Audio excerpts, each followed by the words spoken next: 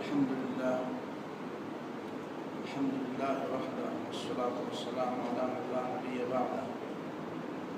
أما بعد فأعوذ بالله من الشيطان الرجيم. بسم الله الرحمن الرحيم. محمد رسول الله والذين معه أشداء على الكفار رحماء بينهم تراهم ركعا سجدا يبتغون فضلا من الله ورضوانا سيماهم في وجوههم من أثر السجود ذلك مثلهم في التوراة ومثلهم في الإنجيل. صدق الله العظيم. محترم حضرات، آج یکم محرم الحرام ہے 1439 ہجری۔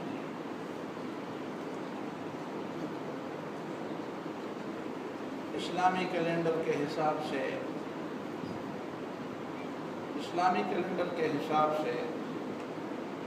سال یکم محرم الحرام سے شروع ہوتا ہے۔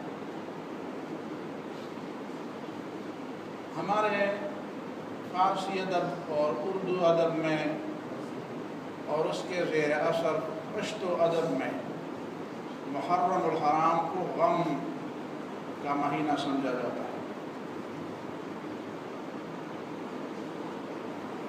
اور اردو ادب نے بھی اس میں بڑا کردار ادا کیا ہے۔ کسی اردو شاعر نے کہا تھا، کبھی شادی کبھی غم ہے یہی عالم ہے عالم کا، ماہ عید الضحیٰ گزرا تو چاند آیا محرم کا، کہتا ہے عید کا مہینہ گزر گیا تو غم کا مہینہ آ گیا۔ حالانکہ یہ غم کا مہینہ اس انداز سے تو نہیں ہے جس انداز سے لوگ اسے غم کا مہینہ سمجھتے ہیں۔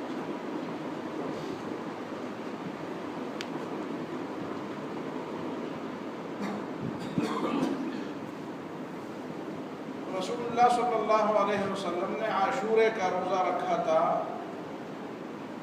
اور مکے کے لوگ بھی عاشورہ کے روزے رکھتے تھے، 9 یا 10 محرم کے مکے کے لوگ بھی رکھتے۔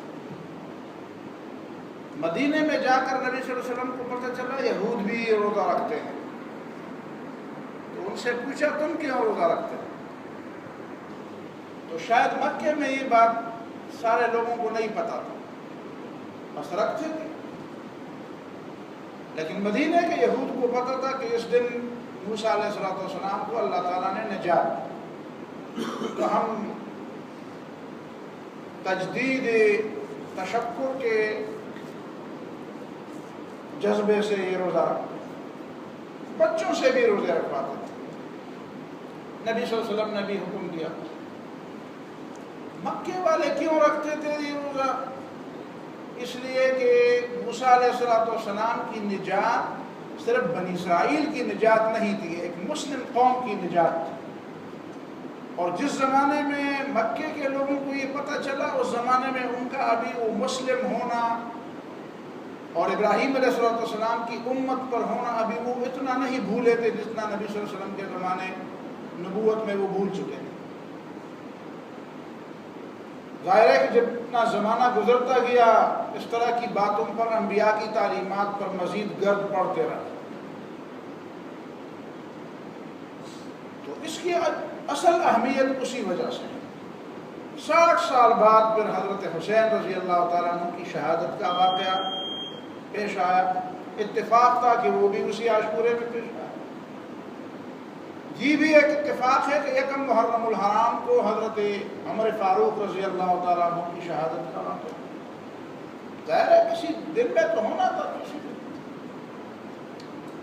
انہی وجوہات کی بنیاد پر کوئی دن منحوس یا کوئی مہینہ غم کا مہینہ نہیں ہو جاتا، اس طرح کہ رسول اللہ صلی اللہ علیہ وسلم نے صاف طور پر فرمایا ہے کہ جو لوگ اللہ اور یوم آخرت پر ایمان رکھتے ہیں ان کے لیے جائز نہیں ہے کہ 3 دن سے زیادہ غم کا اظہار کرے کسی میت پر، سوائے عورت کے کہ وہ اپنے شوہر کی موت پر 10 دن اور 4 مہینے غم کا اظہار کر سکتے۔ اور اسی وجہ سے حضرت ام حبیبہ رضی اللہ تعالیٰ عنہ کا والد ابو سفیان جب فوت ہوا تو 3 دن بعد اس نے کچھ خوشبو منگوائی اور اپنے ہاتھوں میں اور اپنے چہرے پر مل لیا اور پھر لوگوں کو کہا مجھے اس کی ضرورت نہیں ہے، لیکن میں نبی صلی اللہ علیہ وسلم کے فرمان کے مطابق یہ اعلان کرتی ہوں کہ 3 دن کے بعد کسی کے لیے کسی میت پر نوحہ کرنا جائز نہیں۔ یہ تو ہوئی اصل بات۔ اس بات کے بعد جو باتیں ذہن میں رکھنے کی ہیں اور سوچنے کی ہے وہ یہ ہے کہ ہمارے ملک پاکستان کے اندر بھی بلکہ پوری دنیا کے اندر امت مسلمہ کا جو اصل تصور ہے وہ بالکل آنکھوں سے اوجھل ہو گیا ہے۔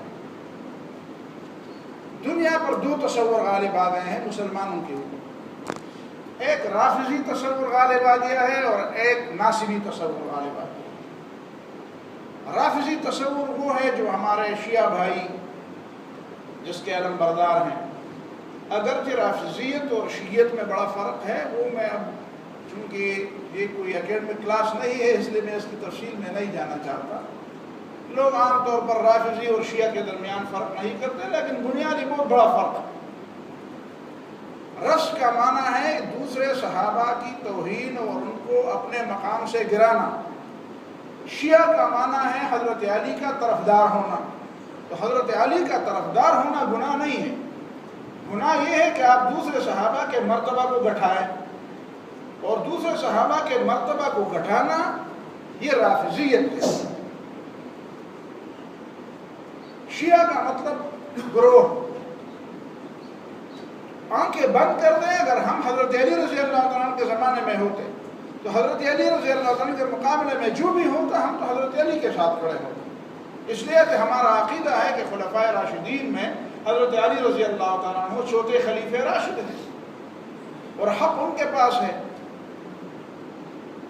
تو اگر کوئی اس بنیاد پر کسی کو شیعہ کا طعنہ دیتا ہے کہ تم حضرت علی کے مخالفین کے مقابلے میں حضرت علی کے ساتھ کیوں کھڑے ہوں، تو وہ تو ساری دنیا کھڑی ہے، وہ تو ساری دنیا، سارے اہل سنت والجماعت حضرت علی کے ساتھ کھڑی، جبکہ ان کا عقیدہ ہے کہ حضرت علی برحق خلیفہ ہے، تو برحق خلیفہ کے ساتھ آپ کھڑے ہوں گے، نہ کھڑے ہوں گے تو کہاں کھڑے؟ ناصبیت اس کو کہتے ہیں کہ دوسری جانب حضرت علی رضی اللہ تعالیٰ عنہ کے جو مناقب ہیں اور ان کے جو فضائل ہیں ان سے بھی صرف نظر کیا جائے اور بالکل ایک مد مقابل کھڑا ہوا جائے، حضرت علی رضی اللہ عنہ کے مقابلے میں لوگ کھڑے ہو جائیں اور ہر حضرت علی رضی اللہ تعالیٰ عنہ کے مقابلے میں جتنے بھی لوگ ہیں ان کے فضائل تو گناتے رہیں، لیکن حضرت علی رضی اللہ تعالیٰ عنہ کے فضائل گناتے ہوئے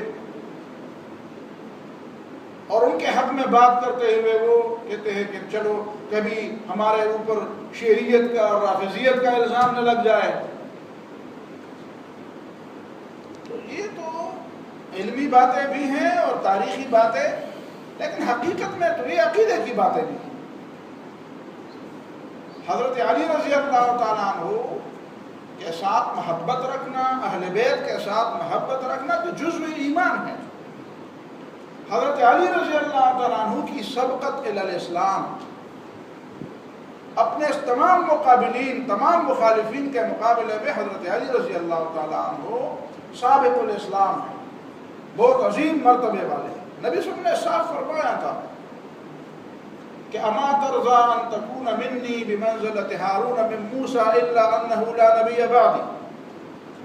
جب مکہ معظمہ میں نبی صلی اللہ علیہ وسلم حضرت علی کو اپنے بستر پر چھوڑ رہے تھے اور ایک غزوے میں، غالباً غزوہ تبوک میں، نبی صلی اللہ علیہ وسلم نے بھی ان کو پیچھے چھوڑا تو انہوں نے کہا آپ مجھے عورتوں اور بچوں میں چھوڑتے ہیں؟ تو نبی صلی اللہ علیہ وسلم نے فرمایا تو اس بات پہ خوش نہیں ہوتا کہ تیری اور میری مثال ایسی ہو جو موسیٰ علیہ السلام اور حضرت ہارون علیہ السلام کی مثال تھی۔ حضرت موسیٰ علیہ السلام کے طور پر جاتے ہیں تو پیچھے حضرت علی کو چھوڑتے ہیں اپنی جگہ۔ ہاں یہ بات ہے کہ الا انہ لا نبی بعد، میرے بعد کوئی نبی نہیں۔ اس سے یہ نتیجہ نہ نکالا جائے کہ چونکہ نبی صلی اللہ علیہ وسلم نے حضرت علی کو یہ فرمایا کہ میرے بعد میرے اور آپ کی نسبت ہارون اور موسیٰ کی ہے تو نبی صلی اللہ علیہ وسلم کے بعد حضرت علی ہی خلیفہ ہوں گے، اس لیے کہ حضرت علی کو یہ بات یاد تھی اور اپنی خلافت کا زمانہ آنے تک ایک دفعہ بھی حضرت علی رضی اللہ تعالیٰ عنہ نے یہ حدیث نہ حضرت ابوبکر صدیق کے سامنے پیش کی اپنی خلافت کا دعویٰ کرتے ہوئے، نہ حضرت عمر کے سامنے پیش کی، نہ حضرت عثمان کے سامنے پیش کی، حالانکہ ہم سے زیادہ وہ جانتے تھے۔ بہرحال یہ تو لمبی بحث ہوئی، میں دوسری بات پہ آنا چاہتا ہوں کہ پوری دنیا میں آج امت مسلمہ دو غالب فرقوں میں تقسیم ہو گئی ہے۔ ایک ناصبی فرقہ ہے جو حضرت علی رضی اللہ تعالیٰ کے اصل مقام کو بھی چھپا رہی ہے، وہ ڈر رہی ہے کہ کبھی ہم اگر اصل مقام کو ظاہر کر دیں گے تو ہم پر شیعیت اور رافضیت کا الزام لگ جائے۔ اور دوسرے جانب رافضی ہیں یا شیعہ ہیں جن کے بارے میں آپ تھوڑا بہت تو سب مسلمان جانتے ہیں۔ اس امت پر سب سے عظیم احسان اس زمانے کے اندر مولانا سید ابو الاعلیٰ مودودی رحمہ اللہ کا یہ ہے کہ انہوں نے خلافت و ملوکیت لکھ کر اس اصل بات کو واضح کر دیا۔ لوگ ڈر رہے تھے، آج بھی ڈر رہے ہیں کہ وہ بات کہہ رہے جو مولانا مودودی نے خلافت و ملوکیت میں کہی، اور انہوں نے امت مسلمہ کے اندر اہل سنت والجماعت کے موقف کی بھرپور ترجمانی کی، اور یہ ترجمانی ہر کس و ناکس کے کام کے ہمت کی بات نہیں تھی، یہ مولانا مودودی کا مقام ہے اور انہی کا حصہ ہے۔ اگرچہ بعض لوگ یہ سمجھتے ہیں کہ کاش مولانا مودودی یہ کتاب ملی، میں سمجھتا ہوں اگر مولانا مودودی یہ نہ لکھتے تو مولانا مودودی کا جو آج مقام و مرتبہ ہے وہ اس سے بالکل نصف پر آ جاتا۔ اگرچہ بہت کام ان کے اور بھی ہیں، لیکن یہ جو خلافت و ملکیت والا کام ہے بہت عظیم کام ہے کہ انہوں نے اہل سنت الجماعت کے موقف کی بالکل ناصبیت اور شیعیت رافضیت کے درمیان اہل سنت الجماعت کا راستہ بالکل صاف دکھا دیا۔ یہ دوسری بات ہے۔ تیسری بات جس بات پہ میں آتا ہوں، ہمارے پاکستان کا ماحول چند سالوں سے ایسا بن رہا ہے کہ گویا کہ یہ ایک خاص فرقے کی ریاست، خاص کر محرم کے زمانے میں جب محرم الحرام کے دن آتے ہیں تو پوری فضا پر ایک خاص چھاپ چھائی رہتی ہے، اور ایسا سمجھا جا رہا ہے کہ دن بدن یہ چھاپ گہری ہوتی جا رہی ہے، اور ایسا لگتا ہے کہ یہ بالکل ایک رافضی یا ایک شیعہ اسٹیٹ ہے، حالانکہ ایسا نہیں ہونا چاہیے۔ کیوں ایسا ہے اس بات میں بھی میں نہیں جانا چاہتا، لیکن اس کے آگے جو میں بات کرنا چاہتا ہوں وہ محرم الحرام، یکم محرم الحرام کی چھٹی کیا۔ میں اس بات کا قائل ہی نہیں ہوں کہ اس طرح کی کسی شخصیت کے نام پر چھٹی کی جائے، اس لیے کہ شخصیات جن کے پاس تھوڑے بہت ہوتے ہیں، دو چار شخصیات ہوتے ہیں تو وہ چھٹی کر لیں گے، لیکن جن کے پاس شخصیات کی ایک دنیا ہوتی ہے، 1,24,000 تو پیغمبر ہیں، 1,20,000 سے زیادہ تو صحابہ کرام، پھر مجددین اور مصلحین اور ہر پیغمبر کے بڑے بڑے ساتھیوں کو شمار کیا جائے تو یہ تو بات لاکھوں سے گزر جاتی ہے۔ تو ہم کس کس دن کی چھٹی کریں گے؟ چھٹی کرنا کسی کی شان میں کوئی اضافہ نہیں کرتا، البتہ اس پیغام کو سمجھایا جائے۔ لیکن میں دلی طور پر اس بات سے خوش ہوں کہ یکم محرم الحرام کو ہمارے صوبے میں چھٹی ہے یا مرکز میں بھی ہے شاید۔ اس سے کیوں میں خوش ہوں؟ اس سے میں اس لیے خوش ہوں کہ اس سے ایک توازن پیدا ہو جائے گا اگر ہم موقع سے فائدہ اٹھائیں تو۔ وہ جو چھاپ ہمارے ملک پر ایک نامناسب قسم کی چھاپ وہ گہری ہوتی جا رہی ہے، اس چھٹی سے اور اس چھٹی سے فائدہ لینے کے نتیجے میں اس چھاپ کا تھوڑا سا بہت علاج ہو جائے گا، اور کچھ نہ کچھ بات جو ہے وہ اعتدال میں آ جائے گی۔ اعتدال میں ضرورت اس بات کی ہے کہ ہم حضرت عمر رضی اللہ تعالیٰ عنہ کے کارنامے دنیا کو بتائیں۔ ہمارے اپنے بچے نہیں جانتے، ہمارے اپنے جوان نہیں جانتے حضرت عمر رضی اللہ تعالیٰ عنہ کی شخصیت، اور اگر یہاں پہ بات کی جائے کہ حضرت عمر رضی اللہ عنہ نے یہ کارنامے کیے تھے، اس ان کارناموں کو حکومتی سطح پر ان کو رواج دیا جائے، ان کو ہماری زندگی کا حصہ بنایا جائے، آئین اور قوانین کا حصہ، تو لوگ کہیں گے یار پرانی باتیں، لیکن دنیا حضرت عمر کے نام پر فخر کرتی ہے۔ عمر لاش کے نام سے تو یورپ کے کئی ملکوں میں کئی چیزیں ہیں، وہ اس پر فخر کرتے ہیں، اور ہم اپنے لوگوں پر، اور یورپ والے تو اتنا فخر کرتے ہیں۔ مجھے ایک محترم نے بتایا کہ یورپ میں کسی زمانے میں ایک پروگرام تھا اور ان میں لوگوں کو کہا تھا کہ ہر مذہب کے لوگ اپنی اپنی بات کریں، لیکن مسلمانوں کے لیے کہتے ہیں کہ آپ عمر کے علاوہ بات کریں. حضرت عمر تو سب مانتے ہیں، آپ عمر رضی اللہ عنہ کے علاوہ بات کریں، اس لیے کہ عمر تو پہلے سے انڈرسٹوڈ ہے کہ وہ سب ساری دنیا اس کی اہمیت اور اس کی شخصیت کو مانتی. تو ایک ایسی شخصیت ہمارے پاس ہے اور دنیا اس کے بارے میں معلوم ہی نہیں، دنیا کو پتہ ہی نہیں. مثلا میں ایک چھوٹی سی مثال دوں. ہمارے ہاں کہا جاتا ہے کسی انگریز نے کہا تھا کہ آج کا کام کل پر مت چھوڑو. میں نے ایک بہت ہی بڑی شخصیت کے میز پر ایک انگریزی میں لکھا ہوا دیکھا کہ اس کا حوالہ دیا ہوا تھا اور انگریزی میں لکھا ہوا تھا کہ جی آج کا کام کل پر مت چھوڑو. حالانکہ حضرت عمر رضی اللہ عنہ کا قول ہے ہی. لوگ کہتے ہیں کسی فلان شخص کا قول ہے کہ لوگوں کو اپنی ماؤں نے آزاد جنا ہے تو لوگ اسے کیسے غلام بنا سکتے ہیں. یہ حضرت عمر رضی اللہ عنہ قول ہے جو حضرت عمرو بن عاص رضی اللہ عنہ کے سامنے انہوں نے کہا تھا. حضرت عمر رضی اللہ عنہ وہ شخصیت ہیں جس کو لوگ مراد رسول کہتے ہیں کہ نبی صلی اللہ علیہ وسلم نے اللہ تعالیٰ سے مانگا تھا. دو آدمی مانگے تھے، ایک ابو جہل مانگا تھا یا حضرت عمر، ان میں دونوں میں سے ایک مانگا. اور آپ کو علم ہونا چاہیے کہ ابو جہل ماموں ہے اور حضرت عمر بھانجے. حضرت عمر رضی اللہ عنہ جب اسلام لے آئے تو دار ارقم سے آ کر سب سے پہلے اس نے ابو جہل کا دروازہ کٹکھٹایا. ابو جہل شام کا وقت تھا، ابو جہل کا دروازہ کٹکھٹایا. ابو جہل نکلا تو کہتے ہیں بھتیجے کیا بات ہے؟ نے کہا ماموں میں کلمہ پڑھ چکا ہوں، میں مسلمان ہو گیا. یہ بات ہے ذہن کے اندر. اسے پتا تھا کہ مکہ معظمہ میں اسلام کی بات سب سے پہلے کس کو بری لگتی ہے تو وہ میرے ماموں ہے ابو جہل. اور ابو جہل کا دروازہ کٹکھٹا کر اسے پہلے خبر دیتے ہیں کہ ماموں میں مسلمان ہوں. نبی صلی اللہ علیہ وسلم نے کیوں مانگا ان دونوں کو اللہ تعالیٰ سے یا دونوں میں سے ایک کو؟ وہ دولت کی وجہ سے نہیں مانگا، وہ اس وجہ سے نہیں مانگا کہ بنو عدی بہت بڑا قبیلہ تھا. مکہ معظمہ میں دو قبیلے بہت بڑے تھے، بنو مخزوم اور بنو ہاشم. زیادہ سے زیادہ مقابلے ان میں ہوتے تھے. بنو عدی کا مقابلہ بنو مخزوم اور بنو ہاشم سے نہیں کیا جا سکتا تھا. لیکن حضرت عمر رضی اللہ تعالیٰ عنہ اور اس کے قبیلے کے لوگوں میں کچھ صلاحیتیں تھیں، کچھ کمالات تھے. اسی وجہ سے تو رسول اللہ صلی اللہ علیہ وسلم نے یہ نہیں فرمایا کہ میرے بعد نبی ہو تو ابو بکر ہو، میرے بعد نبی ہو تو علی ہو.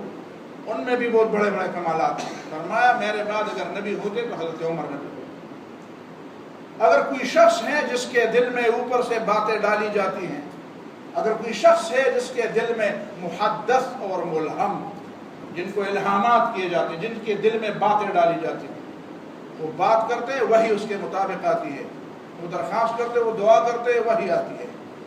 وہ نبی صلی اللہ علیہ وسلم سے بات کرتے وہی اسی کے مطابق آتی ہے. لوگوں نے گنا ہے، بہت باتیں گنی ہے. وہ حضرت عمر رضی اللہ تعالیٰ عنہ ہے. ہر معاملے میں یکتا، ہر معاملے میں یکتا، ہر معاملے میں وہ بہت اونچے مرتبے پر. اسی حضرت عمر رضی اللہ تعالیٰ عنہ کے حوالے سے ایک بات میں اور آپ کے سامنے آج رکھوں. رسول اللہ صلی اللہ علیہ وسلم کے کمالات تو بے شمار، بے شمار. آج بھی لوگ گنتے جائیں تو پورے نہ کر سکیں. کتنی جلدیں چھپ چکی ہیں اور کتنی جلدیں اور چھپیں گی. لیکن ایک بات یاد رکھے کہ نبی کا کام انسانیت سازی ہوتی ہے، اور حضور صلی اللہ علیہ وسلم نے جو انسانیت سازی کی اس کے ایک ایک پہلو کو آپ لیں گے تو میں چھوٹی سی بات کر دوں، اس پر بات ختم کر دوں کہ فرد کی شخصیت کو زخمی کیے بغیر اور فرد کی شخصیت کو ہٹائے بغیر، اس کو کسی بھی معمولی طریقے سے اس کو نظر انداز کیے بغیر اسے اٹھان کا موقع دیا، اسے پروان چڑھنے کا موقع دیا. یہ اتنی بڑی بات ہے کہ آپ جب دنیا میں دیکھیں گے کہیں پہ فرد غالب ہوتا ہے اجتماعیت پر، اور کبھی اجتماعیت کو غالب کیا جاتا ہے فرد پر، اور فرد کو نظر انداز کیا جاتا ہے اجتماعیت کے لیے. لیکن رسول اللہ صلی اللہ علیہ وسلم نے اجتماعیت کی اہمیت کے باوجود جو فرد کو پنپنے، اسے بڑھنے، اس کے نشوونما کے لیے جو مواقع فراہم کیے، یہ میرے خیال میں کسی انسان کا کام نہیں ہو سکتا. پیغمبر کا کام تو ہو سکتا ہے، کسی عام انسان کا کام نہیں ہو. تو رسول اللہ صلی اللہ علیہ وسلم نے جو کارنامہ سر انجام دیا وہ یہ تھا کہ حضرت عمر جس شخصیت کے مالک تھے، اس شخصیت کو نبی صلی اللہ علیہ وسلم کی تربیت میں پروان چڑھنے کا پورا موقع ملا، اور آج وہ پوری آبوتاب کے ساتھ ہمارے سامنے، کاش ہم اس باتوں کو سمجھیں، اپنے آگے والے کو یہ بتائیں اور اپنے اپنے ماحول میں اس بات کو پروان چڑھائیں۔ چھٹی تو ہو گئی ہے، لیکن چھٹی سے حضرت عمر رضی اللہ عنہ کی شخصیت کا کون سا پیغام ہمارے پاکستان کے جوانوں کو گیا، اس پر افسوس کے سوا کچھ نہیں کہا جا سکتا۔ اللہ تعالیٰ مجھے بھی اور آپ کو بھی سمجھ کی، عمل کی اور اپنے حصے کے فریضے کی ادائیگی کی توفیق عطا فرمائے۔ جزاکم اللہ خیر، بارک اللہ فیکم۔